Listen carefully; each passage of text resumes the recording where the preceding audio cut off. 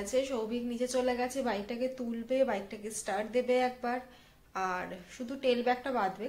মোটামুটি আকাশ পরিষ্কার হতে শুরু করে দিয়েছে, এখন 6টা 5:40-45 মতন বাজে। Good morning from Alipurduar. তো আজকে আমরা বেরোচ্ছি হচ্ছে এখন সকাল 6টা বেজে গেছে, ঠিক তারাও বলছি কটা বাজে, হ্যাঁ 6:20 বাজে। আমরা যদিও ভেবেছিলাম যে একদম ভোরে বেরোবো, বাট যাই হোক 6:20 বেজে গেছে, আমরা এখনই স্টার্ট করছি। আজকে আমরা যাচ্ছি একটা কমপ্লিটলি অফবিট প্লেসে। কোথায় যাব এবং সে জায়গাটা কীরকম সেটা আমি তোমাদের গিয়ে দেখাবো, ঠিক আছে? আমরা ছিলাম হচ্ছে হোটেল ডুয়ার্স মাউন্টেনে। আমি তোমাদের হোটেলটা একবার দেখাচ্ছি ব্যাক ক্যামেরায়, দেখো। তো এই যে দেখতে পাচ্ছ হোটেলটা, এখানে এখন কিছু কনস্ট্রাকশনের কাজ চলছে বলে হোটেলটা হয়তো এরকম ভাবে ঢাকা দেওয়া আছে। এটাই হচ্ছে আমাদের গাড়ি, ফুল লোড হয়ে গেছে গাড়ি, এবার আমরা বেরিয়ে যাব। আর হোটেলটা হচ্ছে একদম মার্কেটের মধ্যে, যে দেখতে পাচ্ছ আশেপাশে সমস্ত দোকানপাট আছে। কোন দিকে যাব? লেফট। বেরিয়ে পড়েছি আলিপুরদুয়ার থেকে আজকের ডেস্টিনেশনের জন্য। আজকে ডেস্টিনেশনটা কোথায় সেটা রাস্তায় যেতে যেতে বলতে পারা যাবে।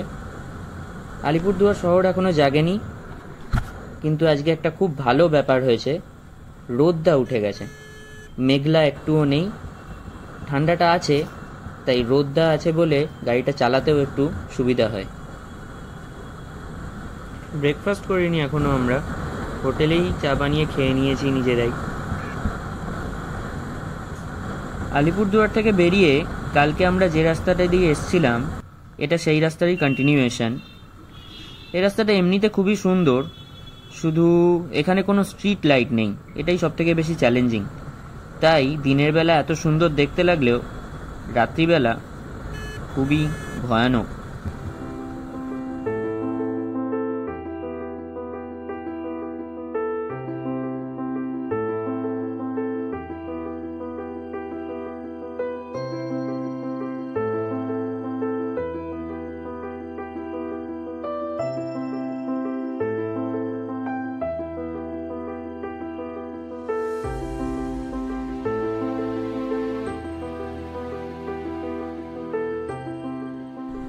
দাঁড়াও আর একটু দেখিয়ে নি তোমাদের। এত সুন্দর রাস্তা ক্যামেরাটা বন্ধ করতে দিয়েও করতে পারলাম না। মারাত্মক রাস্তা, মারাত্মক, দারুণ রাস্তার সিনিক বিউটিটা দেখতেই পাচ্ছ, অসাধারণ, মানে কোনো কথা হবে না। গাছের ফাঁক দিয়ে সূর্যের আলোটা পড়ে অদ্ভুত সুন্দর লাগছে দেখতে, কিন্তু রাত্রেবেলা এটা ততটাই ভয়ঙ্কর ছিল। মনে হচ্ছিল দুপাশে শুধু নয়, ওপরেও যেন জঙ্গলটা বিস্তৃত হয়ে আছে।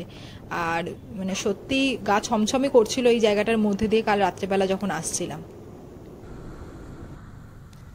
আমরা আবার NH-27 ধরে নিয়েছি।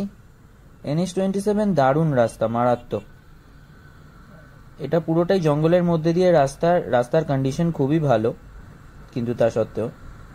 আর এই রাস্তাটা সোজা গৌহাটি চলে যাচ্ছে। আমরা গৌহাটি যাব না, অন্যদিকে চলে যাব। পেট্রোল পাম্পে গেছিলাম, পেট্রোল পাম্পে হাওয়া দেওয়ার কোনো ব্যবস্থা নেই, এই জন্য বাইরে একটা দোকান থেকে এই টায়ারে হাওয়াটা চেক করে নিচ্ছি। এই যে ক্যাশিয়ার এখানে ক্যাশ বের করছে, আমি ঘুরতে এসেছি শুধু, পয়সা লাগলেই ক্যাশিয়ারের সঙ্গে কানেক্ট করতে।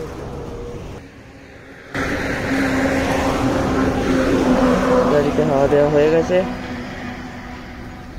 আর আমরা এখন আছি হচ্ছে ন্যাশনাল হাইওয়ে 27, যেটা সোজা যাচ্ছে হচ্ছে গৌহাটি।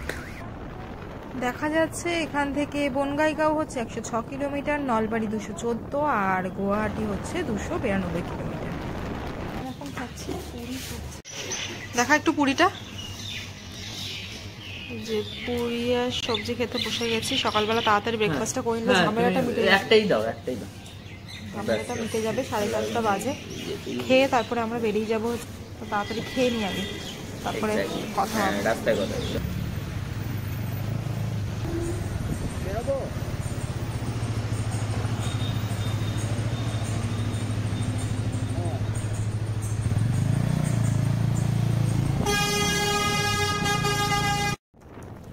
টোল গেটে ভুল করে লরির লেনে ঢুকে পড়েছিলাম। আসলে নিজেদের বাইকটা এত লোডেড, লরি ভেবে ভুল করে লরির লেনে ঢুকে গেছিলাম।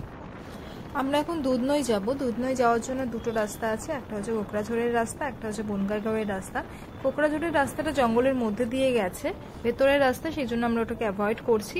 আর আমরা বনগাঁইগাঁওয়ের রাস্তাটা চুজ করছি, তার কারণ এটা NH-27টা বনগাঁইগাঁও হয়ে যাচ্ছে। যাই হোক, এখানে একটা খুব সুন্দর নদী দেখতে পাচ্ছি, জানি না নদীটা কি হবে, মনে হয় তিস্তাই হবে। বর্ডারে এসে গেছি, ওয়েস্ট বেঙ্গল আসাম বর্ডার, সেই জন্যই এত লরি দাঁড়িয়ে আছে। এই যে বর্ডার, আমরা এখন ওয়েস্ট বেঙ্গল আর আসামের বর্ডার ক্রস করছি। এই যে ওদিকে সব ট্রাকগুলোকে সাইডে দাঁড় করিয়ে দিচ্ছে, একটা একটা করে চেকিং করে ছাড়বে বলে।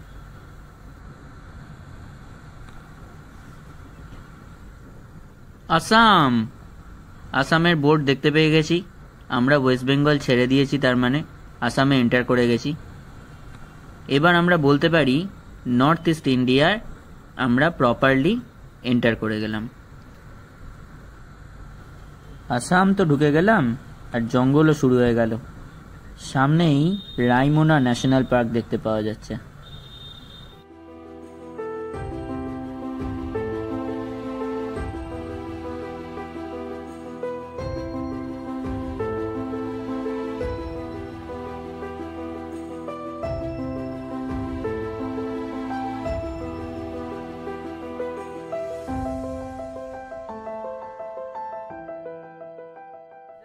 তো আমরা এখানে একটু দাঁড়িয়েছি,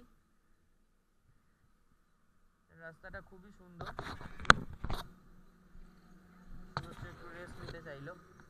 আর এই টোটো সব জায়গায় রয়েছে, হাই রোড, জঙ্গল, শহর, বাজার, আসাম, ওয়েস্ট বেঙ্গল, সব জায়গাতেই টোটো রয়েছে। ওখানে একটা রাস্তা রয়েছে যেটা আমাদের যে ডেস্টিনেশন সেটা দুদিক দিয়ে যাওয়া যায়। একটা ন্যাশনাল হাইওয়ে 27-এ এসে 31C ধরে চলে যাওয়া যায়, আর একটা হচ্ছে যে ন্যাশনাল হাইওয়ে 27 স্ট্রেট গিয়ে একটু বেশি কিলোমিটার হয় এটাতে, কিন্তু এই হাইওয়েটা এতটাই ভালো, আমার মনে হয়েছে যে এটা দিয়ে আমরা বেশি তাড়াতাড়ি কভার করতে পারবো। আজকের দিনে ফার্স্ট টোল গেট আমরা ক্রস করছি, এটা হচ্ছে তেলিপাড়া টোল প্লাজা। তো কামাখ্যা হচ্ছে 228 কিলোমিটার, রঙ্গিয়া 198, আর বনগাঁইগাঁও হচ্ছে এখান থেকে আর 72 কিলোমিটার মাত্র। তো চলো দেখি।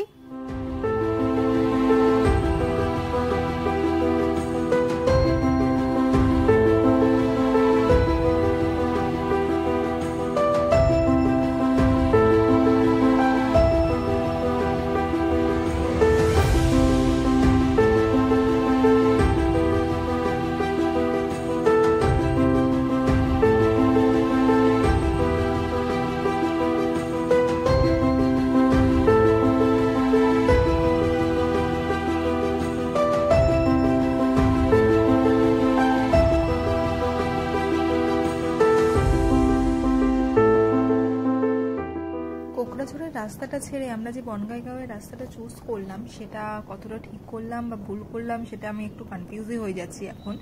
তার কারণ হচ্ছে যে এই রাস্তাটা যে মারাত্মক বিশাল ভালো সেরকম কিছু নয়, বেশ খানিকটা ছাড়া ছাড়া কিছুটা করে স্ট্রেচ আসছে, যেগুলো কিন্তু বেশ খারাপ রাস্তার অবস্থা সেখানে। তো এটা আমরা চুজ করেছিলাম শুধুমাত্রই এটা ন্যাশনাল হাইওয়ে 27 বলে, যে আমরা একটা প্রপার ভালো রাস্তা পাবো, ন্যাশনাল হাইওয়ের উপর দিয়ে যাব। তো দেখা যাক আগে কি হয়। আমাদের নেক্সট স্টপেজ যেটা, সেটা হচ্ছে দুধনই। দুধনইতে গিয়ে আমরা ডিসাইড করব যে আমরা নেক্সট যে জার্নিটা আছে আজকের জার্নিটায়, সেটা আমরা কোন রুটে প্রসিড করব। আমরা বনগাঁইগাঁও ক্রস করে গেছি, করে দুধনইয়ের দিকে এগিয়ে চলেছি।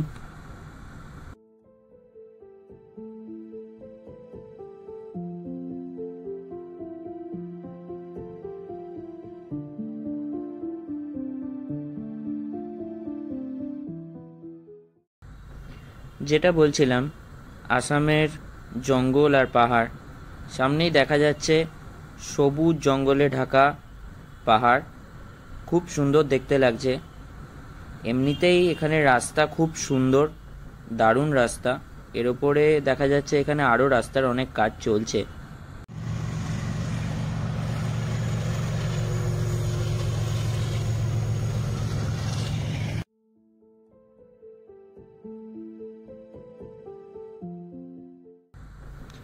আমরা এখন ব্রহ্মপুত্র নদী ক্রস করতে যাচ্ছি। ব্রিজটা দারুণ।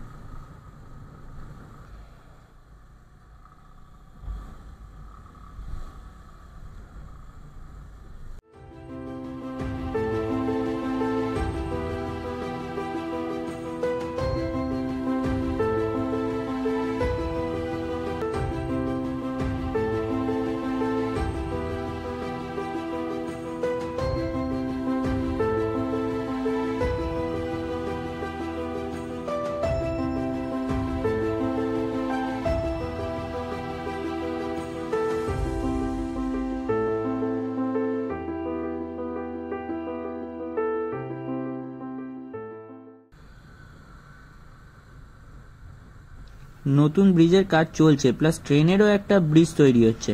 ওই যে দুধনই আর 40 কিলোমিটার। অসাধারণ রাস্তা, অসাধারণ ভিউ, মদনদার মতো। ও লাভলি।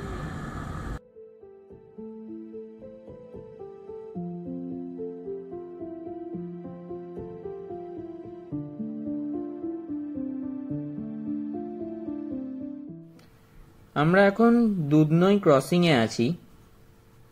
এখান থেকে আমরা ডান দিকে সিজুর রাস্তা নিয়ে নেব। আমরা যাচ্ছি হচ্ছে বাড়িচোড়া।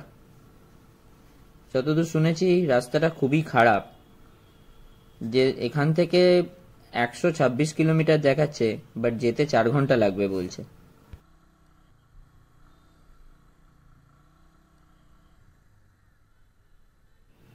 যাই হোক, আমরা বাড়িচোড়ার দিকের রাস্তা নিয়ে নিয়েছি। তো আমরা এখান থেকে বাড়িচোড়ার ওখানে ইন্টারনেট কানেকশন একদমই পাওয়া যায় না, তাই ম্যাপ দেখে যাওয়া খুব মুশকিল। আমরা এখান থেকে তাই সিজুর দিকে যাচ্ছি, সিজু অবধি যেতে পারবো। ওই যে সামনে দেখা যাচ্ছে বোর্ডে Bagmara 132 kilometre. Bagmara actually Barichora cross করে। তো আমরা এখান থেকে সিজু অবধি যাব, তারপরে আমাদের বাড়িচোড়াতে যে হোমস্টে বুক করা আছে সেই হোমস্টের ওনারকে একটা ফোন করলে সে আমাদের ডিরেকশন দিয়ে দেবে, বা দরকার পড়লে আমাদের এগিয়ে এসে গাইডও করে দেবে বা হেল্প করবে। কারণ আমরা যতদূর জানি ওখানে রাস্তা খুঁজে পাওয়া খুবই মুশকিল হয়ে যায়।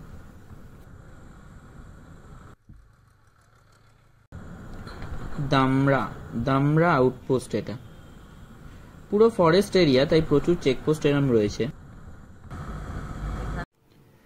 এই বাড়িচোড়া যখন যাব ভেবেছিলাম, খুবই ডাউটে ছিলাম, কারণ এখানে রাস্তার অবস্থা খুবই খারাপ। এখন তো রাস্তা তবু ভালো ঠিকঠাক দেখাচ্ছে, জানি না কতটা অবধি ঠিক থাকবে রাস্তাটা। এই যে সামনেই মেঘালয়ের বোর্ড দেখতে পাওয়া যাচ্ছে। আমরা মেঘালয়ে এন্টার করছি। বেশ কিছু ছবিও তুললাম, কিন্তু এখন ইন্টারনেট কানেকশন নেই যে ফেসবুকে পোস্ট করব। চলো এবার এগিয়ে যাওয়া যাক, রাইডটা স্টার্ট করি। এখান থেকে বাগমারা 131 কিলোমিটার দেখাচ্ছে, যদিও আমরা অতটা যাব না, তার আগেই আমরা অন্যদিকে চলে যাব। সামনে ওয়েলকাম টু মেঘালয় পুরনো একটা বোর্ড দেখতে পাচ্ছি, আর মেঘালয় পুলিশের চেকপোস্ট। এটা ন্যাশনাল হাইওয়ে 62। চলো আমরা আস্তে আস্তে এগিয়ে যাই। এটা পুরোপুরি ফরেস্ট ডিপার্টমেন্টের আন্ডারে পড়ে। রাস্তাটা খুবই সুন্দর, দারুণ রাস্তা, সত্যি দারুণ রাস্তা। তবে এখানে ইন্টারনেট বা কোনো কিছুর কানেকশন পাওয়া যাবে বলে মনে হচ্ছে না, দেখা যাক। এখানে আমি একটা স্পিড লিমিট মেনটেন করে চলবো, কারণ এখানে কোথা থেকে কোন জন্তু জানোয়ার, হাঁস মুরগি কি যে বেরিয়ে পড়বে কেউ বলতে পারে না। আর রাস্তাটাও খুব সরু, সাইড দিয়ে যে কাটিয়ে নেব সেরকমও কোনো চান্স নেই।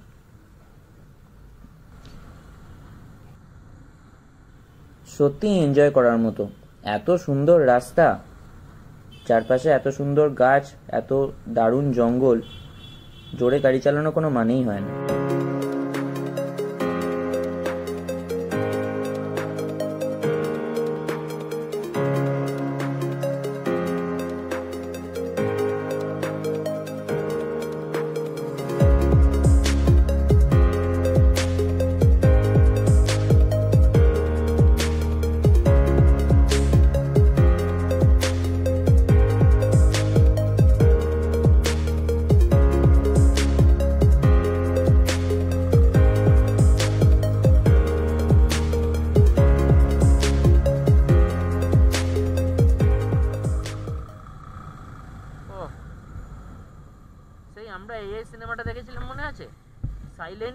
রাস্তায় যেখানে প্রাণী এলিয়ানগুলো কোনো কিছু দেখতে পায় না, শুধু শুনতে পায়, তোকে দেখিয়েছিলাম মনে আছে?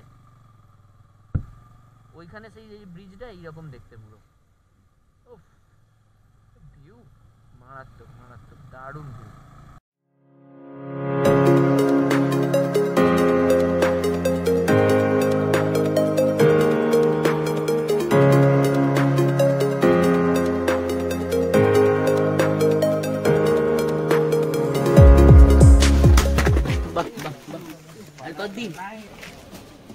হেলমেটটা পরে গেছি। যাই হোক, আমরা এখন এই দোকানটাতে দাঁড়িয়েছি, এই ইয়ের পথেই, সিজু যাওয়ার পথে। একটু চা খাচ্ছি। কটা বাজে এখন? একটা বাজে। দুপুরে চা বলতে পারো, ও খাচ্ছে। ভালো খেতে, পাহাড়ি পাহাড়ি একটা ফিলিং চাই।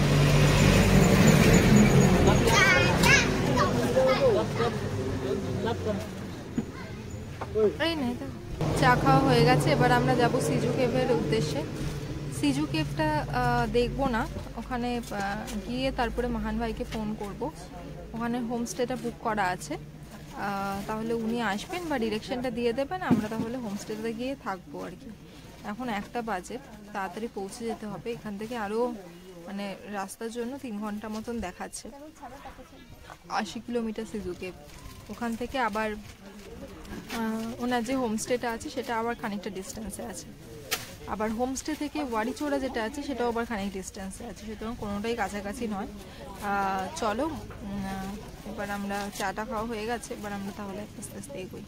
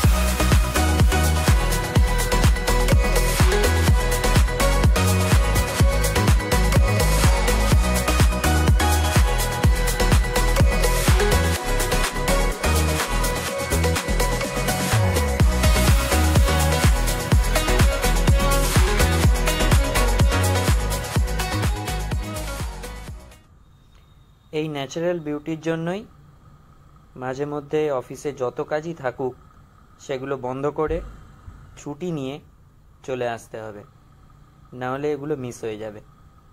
এগুলো ছাড়া লাইফে আর কি রইল, এগুলোই তো আসল।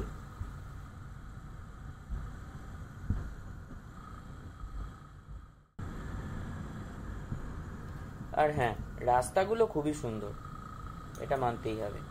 রাস্তাগুলো দারুণ।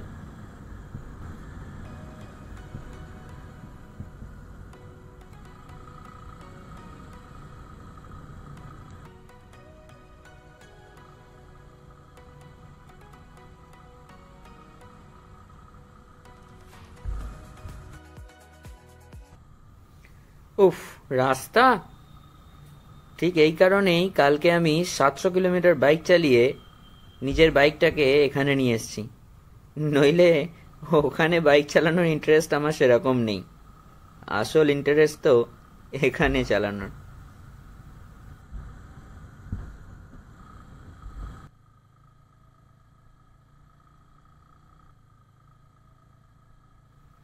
স্পিড কন্ট্রোল করাটা এখানে খুবই দরকার। স্পিড এমনই থাকবে যাতে টার্নের মুখে গাড়িটা ঠিক রাস্তার মাঝখান দিয়ে বেরোতে পারে। উঁচু উঁচু বাম্পার পাওয়া গেল।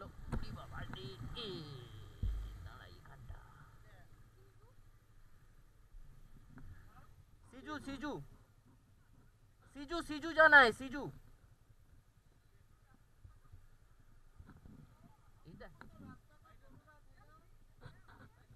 রাইট সাইড তোর ম্যাপে তো দেখাচ্ছে না তো।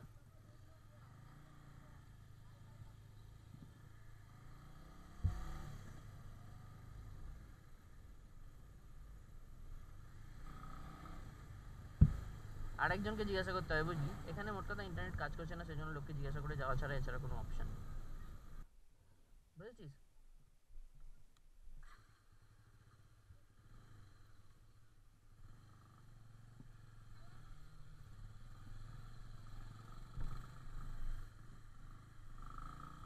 এবার কিন্তু এরমই রাস্তা, ঠিক আছে? So be prepared and be ready, be ready.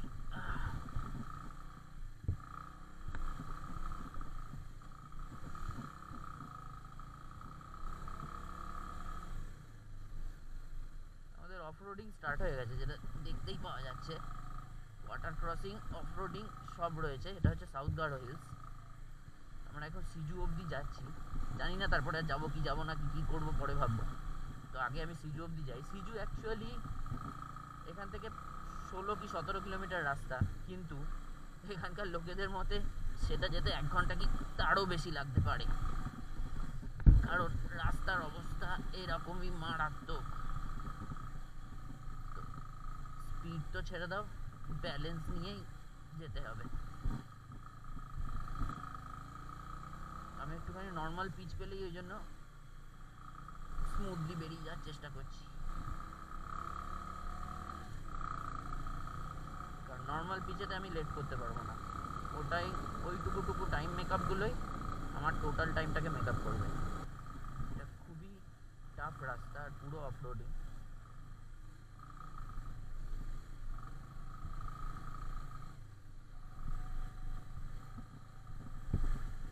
গাড়িটাকে আমার স্মুথলি নিয়ে যেতে হবে, ইঞ্জিনের দুমদারাক্কা বারবার প্রেসার দিলে অসুবিধা আছে। আমি সেরকমই করার চেষ্টা করছি।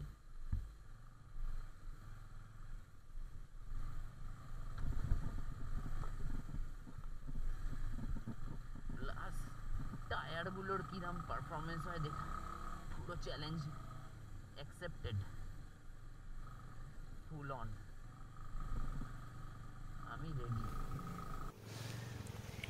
এরপরের ভিডিওটা আর তোলা হয়নি, তার কারণ ফোন বা ক্যামেরা কিছুতেই আর চার্জ ছিল না একটু, তাই তোমাদের একটু বলেই বোঝানোর চেষ্টা করছি ব্যাপারটা। জানি সেটা এনাফ নয়, তাও। তো সিচুয়েশনটা ছিল এরকম যে সিজু থেকে আমরা রাইড নিয়ে যেতে স্টার্ট করলাম। প্রথমে গ্রাম ছিল খানিকটা এবং সেখানে রাস্তা ছিল এই জন্যই বললাম যে গ্রাম শেষ হতেই আমরা জঙ্গলে ঢুকে গেলাম, আর সেখানে রাস্তা বলে আর কিছু রইল না। আমরাই গাছের ডাল ভেঙে এগিয়ে যেতে লাগলাম।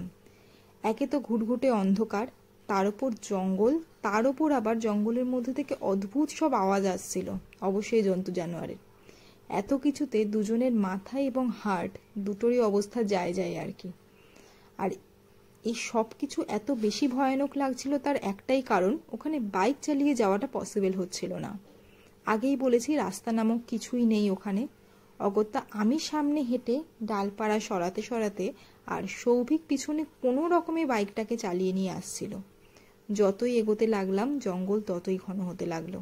একটা সময় জঙ্গলের মধ্যে ঝর্ণা, নদী এসবের মুখোমুখি হলাম, কিন্তু পার তো করতেই হবে। ওই যে এত কিছুর পরে আমরা মরিয়া হয়ে উঠেছিলাম যে যেভাবেই হোক আমাদের হোমস্টেতে পৌঁছাতে হবে, আর সাথে অবশ্যই ভগবানকে ডেকে যাচ্ছিলাম ক্রমাগত। তো ওই নদী, ঝর্ণা এসবে আমি নেমে গেলাম 1 হাঁটু জলে, আর পিছনে তাকিয়ে দেখি সৌভিক বাইকটাকে নামিয়ে দিয়েছে ততক্ষণে অলরেডি। এই যে এত কিছু বলছি, এসব আমাদের সাথে 2 ঘন্টা ধরে ঘটে যাচ্ছিল, আর এর মাঝখানে আমরা একটি মানুষেরও দেখা পাইনি। মানুষ কি বলছি, কোনো প্রাণীই দেখতে পাইনি। যদিও মানুষ ছাড়া অন্য কোনো প্রাণী দেখলে আমাদের প্রাণ নিয়ে টানাটানি যে পড়ে যেত, এটা নিয়ে কোনো সন্দেহ রাখে না। এরকমভাবেই 2.5 ঘন্টা বা 3 ঘন্টার মতন আমরা 3 জনে লড়াই করে যখন এমাংরে ভিলেজে পৌঁছালাম বা এসে নিঃশ্বাস নিলাম, তখন যেন দুজনে কেউই কথা বলতে পারছিলাম না। 3 জন মিলে এই জন্যই বললাম, কারণ আমি আর সৌভিককে সাথে এখানে কিন্তু আমাদের বাহন, আমাদের বাইকটাও প্রচণ্ড লড়াই বা কষ্ট করেছে এটাকে অ্যাচিভ করতে। যাই হোক, ভিলেজে এসে কোনো রকমে যখন একটা দোকানে এসে বসলাম, তখন জল খেয়ে একটুখানি স্বস্তির নিঃশ্বাস পেলাম। ওখানেই আমাদের হোমস্টের যে হোস্ট মাহান ভাই আমাদের নিতে এসেছিল, ওনার সাথে ওনার বাড়ি গেলাম, খানিকক্ষণ রেস্ট নিলাম, ফ্রেশ হলাম, ফোন বা ক্যামেরাটায় চার্জ দিলাম আগে। এতক্ষণ ধরে তোমরা যে ভিডিওটা দেখছো এটা কিন্তু ন্যাশনাল হাইওয়ে ভিডিও, আর এতক্ষণ ধরে আমি যে গল্পটা তোমাদের বললাম সেই রাস্তার কোনো রকম ভিডিও বা রেকর্ডিংস আমাদের কাছে নেই, সেটি শুধুই আমাদের স্মৃতিতে রয়ে গেছে। তো আমরা আজকে যে কি অবস্থায় এসে পৌঁছেছি সে আর না হয় পরেই বলবো। এই যে মেন কান্ডারি আর কি নিয়ে এসছেন আমাকে, মানে যে কিভাবে এনেছে সে শুধুমাত্র ইনি জানেন, আমি সাপোর্ট করেছে, মানতেই হবে, যেখানে যেরকম দরকার ফুল সাপোর্ট করেছে, তবেই এটা করা গেছে। খুব খারাপ সিচুয়েশন অ্যারাইজ করেছিল আজকে, তার আগে আমাদের বাইকের একটা নাম দেওয়া উচিত। আজকে যেরকম ভাবে সে সাপোর্ট করেছে, হ্যাঁ, ও একটা নিজেই একটা পার্সন, একদমই তাই, মানতেই হবে, একদমই কেউ অস্বীকার করতে পারে না। মানে খুব খুব সাপোর্ট করেছে আর কি। এটা রুম, আমরা এই রুমটা এই মুহূর্তে ওয়ারিচোড়াতে আছি। এটার নাম হচ্ছে হ্যাঁ হোমস্টে, বিএস মান্ডা হোমস্টে। তো রুমটা আমি তোমাদের ব্যাক ক্যামেরা একবার অন করে দেখাচ্ছি। ভদ্রলোকের ব্যবহার ভীষণ ভালো, এবং তোমরা যদি ওয়ারিচোড়াতে কখনো প্ল্যান করে থাকো যে আসবে, তোমরা এখানে এসে কিন্তু স্টে করতে পারো।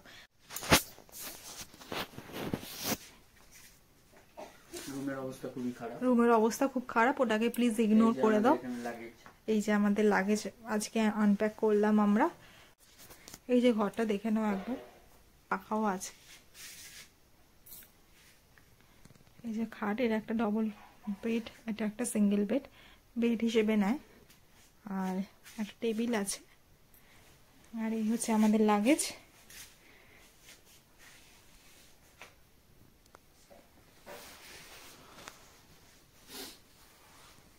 ঠিক আছে, মাহান ভাই আমাদের সার্ভ করে দিচ্ছে। বেঙ্গলি समझते हो? बेंगली नहीं समझते। Thank you. दाल है, दाल पनीर, বেগুন ভাজা। আর প্রত্যেকটা খাবার গরম আছে, আর খাবারগুলো মারাত্মক সুন্দর গন্ধ বেরোচ্ছে। আলু সেদ্ধ আছে, পেঁয়াজ আছে, কাঁচা লঙ্কা, ওফ মানে জিভে জল চলে আসছে খাবারগুলো দেখে। আমরা এখন খাচ্ছি হচ্ছে ডাল, ভাত, আলু সিদ্ধ, বেগুন ভাজা, পাঁপড়, পনিরের তরকারি, পেঁয়াজ, কাঁচা লঙ্কা, বেগুন ভাজা, কাঁচা লঙ্কা দেয়। এত কিছু আইটেম আছে যেটা এখন এত কিছুর পরে না মনে হচ্ছে এটারই দরকার ছিল। খুব ভালো লাগছে, খাবারগুলোও কিন্তু প্রচন্ড টেস্টি হয়েছে, খুব ভালো বানিয়েছে, পুরো একদম প্রপার বেঙ্গলি ফুড যেরকম হয় সেই রকম হয়েছে। আমার কিন্তু মাস্ট রেকমেন্ড থাকবে, তোমরা যদি কখনো ওয়ারিচোড়া আসো তোমরা এটা এসো, তোমরা ডিসঅ্যাপয়েন্ট হবে না। ভিডিওটি ভালো লেগে থাকলে লাইক করো, শেয়ার করো আর সাবস্ক্রাইব করো। কমেন্ট করতে ভুলো না যেন। টাটা।